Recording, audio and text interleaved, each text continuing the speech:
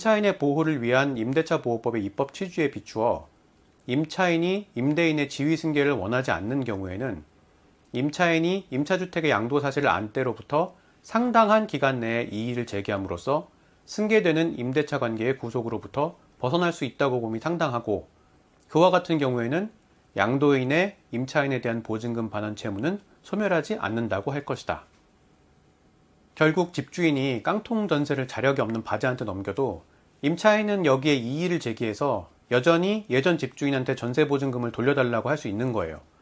이런 얘기를 처음 들어보시는 분들도 있을 수가 있는데, 만약 본인이 여기에 해당한다 싶으시면 빠른 조치가 필요할 수도 있으니까 상황을 한번 잘 알아보실 필요가 있습니다.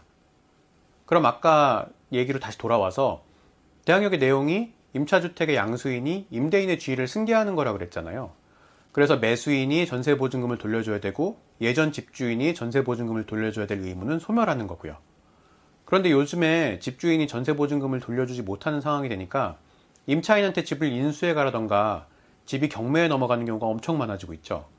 그럼 이렇게 임차인이 전세보증금을 매매대금으로 해서 집의 소유권을 넘겨받거나 경매에서 낙찰을 받는 경우는 어떻게 될까요? 임차주택의 양수인이 임대인의 지위를 승계하잖아요.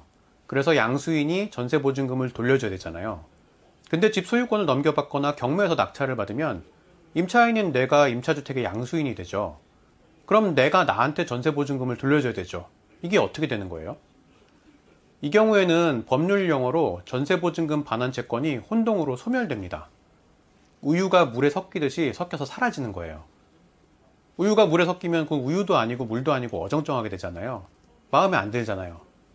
전세보증금 반환 채권이 혼동으로 소멸돼도 결론이 임차인 마음에 안 들게 돼버려요.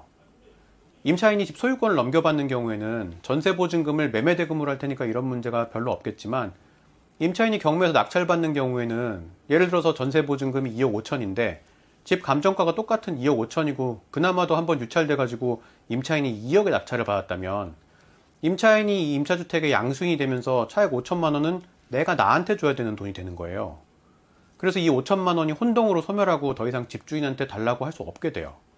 왠지 마음에 안 들죠. 근데 법이 그래서 이 부분은 어쩔 수가 없어요. 그래서 임차인은 집 소유권을 넘겨받거나 경매로 낙찰을 받을 때 이 부분을 알고 진행하셔야 됩니다.